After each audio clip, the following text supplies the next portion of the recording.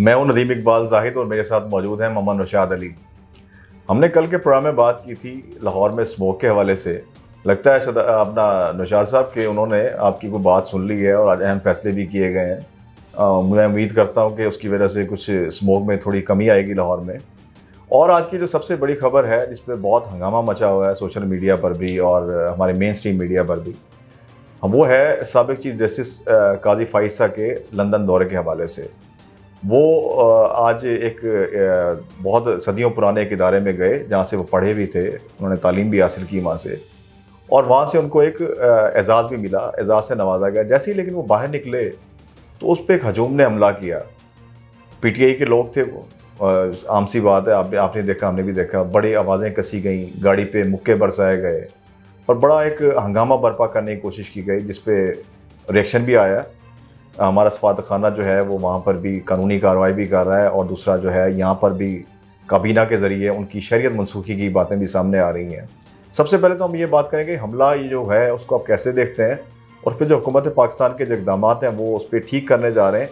बाकी सवालात में बाद में करते। जी नौशाद साहब, मेरा ख्याल जवाब भी आपने सारे खुद ही दे दिए हैं, और मैं वैसे ही देखता हूँ जैसे सारे कोई भी एक नॉर्मल आदमी जो है वो इस तरह के हमलों को देखता है। पहली बात तो ये है कि ज़रा स्मोक के ऊपर आपने कहा कि कोई लॉकडाउन शुरू हो गया है लाहौर के अंदर और शायद स्कूलों को बंद करने का मामला भी होगा। उन्होंने मेरी बात नहीं सुनी, वो हालात ने उन्हें मजबूर किया। मेरी बात अगर सुनते तो ये काम 2 माह 3 माह पहले इस तरह के स्टेप्स लिए जाना चाहिए थे, जिससे स्मोक के तदारक में फ़र्क पड़ता। अब तो स्मोक आ चुकी है और आके अब तो ये जिसे कहते हैं ना कि ये वो जैसे कह लें डिज़ास्टर हो चुका होता है, फिर उसके मामलात को दुरुस्त किया जा रहा है। खैर इस पर तफसीली बात फिर किसी दिन करेंगे। अब आ जाएं आप काजी फाइसा साहब के मामले की तरफ। देखिए, आपने कहा कि हमला हुआ और सब जानते हैं कि किसने किया है। पता नहीं आपने ऐसा क्यों कहा, या शायद आपने ठीक कहा कि जब कभी हमले की बात होती है तो पाकिस्तान तहरीक इंसाफ, ख़ास तौर पर लंदन में हमला हो, सऊदी अरब में बदतमीज़ी बदतहज़ीबी हो, या इस तरह के मामलात हों तो पाकिस्तान तहरीक इंसाफ का नाम आ जाता है। जो वाक़या हुआ है, जिसकी सोशल मीडिया पे आपने फुटेजेस देखी भी हैं, काजी फाइसा साहब की गाड़ी पर हमला किया गया और उनके जो मेरे ख्याल साहबजादे हैं उनकी भी एक वीडियो मेरी नज़र से गुजरी, जिसमें उनके ऊपर लान तान करने की कोशिश की जा रही है और उन्हें उकसाया जा रहा है कि किसी तरीके से वो आगे से कोई जवाब दें।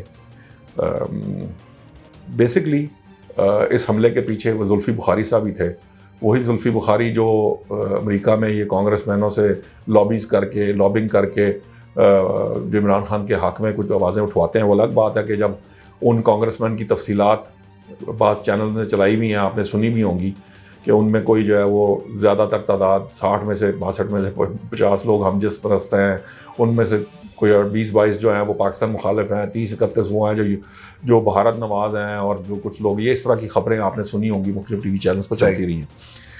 एक बात। दूसरी बात ये है कि देखिए, इसकी एक्चुअली इस सब का मामले का कसूरवार जो है वो मेरी नज़र में इस हमले के पीछे एक्चुअली इमरान खान है, और वही इसके ज़िम्मेदार भी हैं, क्योंकि ये कल्चर उन्होंने फ़रोग़ दिया। इससे पहले कभी आपको पाकिस्तान की 70 साल तारीख़ में ये इस तरह का मामला नज़र नहीं आया होगा। और आपको याद है बानी तहरीक इंसाफ की तकरीरों में कि तुम्हारे बच्चों से कोई शादी नहीं करेगा, तुम्हारे यहाँ जो है वो पता नहीं क्या क्या, मुझे बालों का कहते हुए भी शर्म आती है कि वो इस तरह की गुफ्तगू करते थे। ये उस गुफ्तगू का नतीजा है जो हम देख रहे हैं। और बदकिस्मती ये है कि हमारी जो हुकूमतें हैं वो भी इसका तोड़ करने में कामयाब नहीं हो पा रही।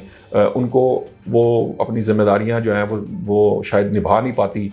मौजूदा हुकूमत भी जो है उसको भी वो कहने को तो अभी वैसे मोहसिन नकवी साहब ने ये ऐलान कर दिया है कि उनकी शहरियत मनसूख की जाएगी, लेकिन जो जुर्म वहाँ हो रहा है उसके ख़िलाफ़ कानूनी कार्रवाई की जाती है। जो उनमें साहब इन्वॉल्व हैं, ये पहले भी एक मामले के अंदर इन्वॉल्व रहे हैं, और पहले भी कहा गया कि इनके ख़िलाफ़ जो है वो FIR कराई जाएगी और इनके ख़िलाफ़ मुकदमा चलाया जाएगा।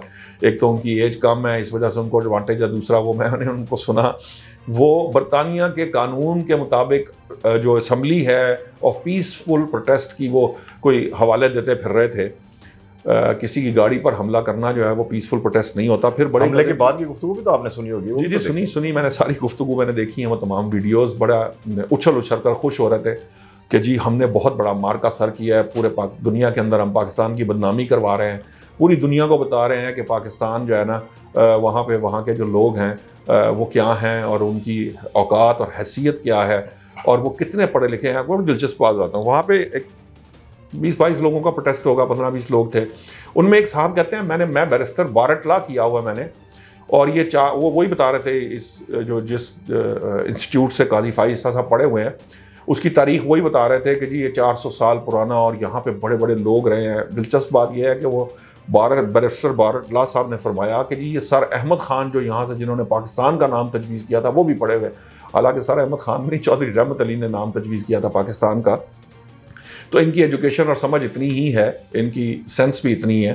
یہ جس انسٹیٹیوٹ سے قاضی فائز صاحب پڑھے ہیں وہاں سے قائد اعظم محمد علی جناح بھی پڑھے ہیں, علامہ اقبال بھی پڑھے ہیں, جو بڑے بڑے نام ہیں, دوراب پٹیل بھی وہیں سے پڑھے ہیں جو ہمارے ہاں جج رہے ہیں. پھر جاوید اقبال جو علامہ اقبال کے صاحبزادے ہیں وہ بھی یہیں سے پڑھے ہیں. گاندھی صاحب جو ہیں وہ بھی پڑھے ہیں, نہرو جواہر لال نہرو بھی پڑھے ہیں. پھر لندن میں مارگریٹ تھیچر جو ان کی وزیر اعظم تھی سابق, پھر ٹونی بلیئر, اور اس طرح کے بہت سارے لوگ ہیں, بڑے بڑے نامور لوگ ہیں جو وہاں سے پڑھے ہوئے ہیں. بات یہ ہے, یہ جو بات سمجھنے والی ہے وہ یہ ہے کہ یہ جو طریقہ کار ہے اصل میں اس کا مسئلہ ہے.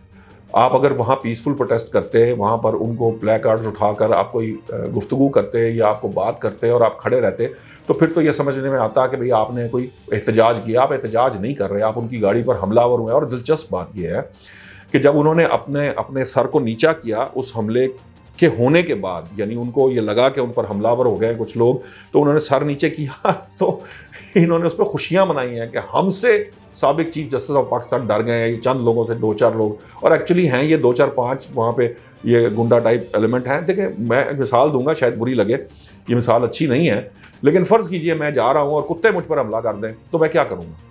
میں اپنا ڈیفنس کرنے کی کوشش کروں گا نا. تو کتوں کے سامنے میں ٹانگ تو نہیں کروں گا. تو اگر کتا یہ سمجھے کہ میں اس سے ڈر گیا ہوں, یا میں اسے ڈر کر یا میں اس کے اوپر کتا خوشی منائے, تو میں کیا کر سکتا ہوں؟ میرے لیے بڑی عجیب سی بات ہے نا, مجھے سمجھ میں نہیں آ رہی یہ بات کہ یہ اس چیز پہ خوشی منانا کہ ہم سے ڈر گئے ہیں یا ہم نے پتہ نہیں کون سا مار کا اثر کر لیا. اصل مسئلہ اس تھاٹ پروسیس کا جو بیسیکلی بانی قائد نے لوگوں کے ذہنوں میں ایسی چیزیں ڈال دی ہیں جس کا نقصان ابھی آپ کو کئی نسلوں, ویسے تو یہ فاشزم ہے اور یہ یورپ میں اور وہاں اس کی اجازت نہیں, لیکن ہماری حکومتیں اتنی نالائق ہیں کہ وہ اس کا تدارک کرنے میں ناکام نظر آتی ہیں. سعودی عرب نے کتنی سخت اس کے اوپر سزائیں دی ہیں اور کتنا سخت انہوں نے اقدامات اٹھائے تھے, وہ آپ کو پتہ ہے. آپ جانتے ہیں کہ وہاں کیسے سزائیں دی گئی ہیں, اور اس کی اجازت جو ہے وہ ممنوع بھی قرار کر دیا ہے, اور آئندہ کو کرے گا تو اس کو وہ بخشیں گے بھی نہیں.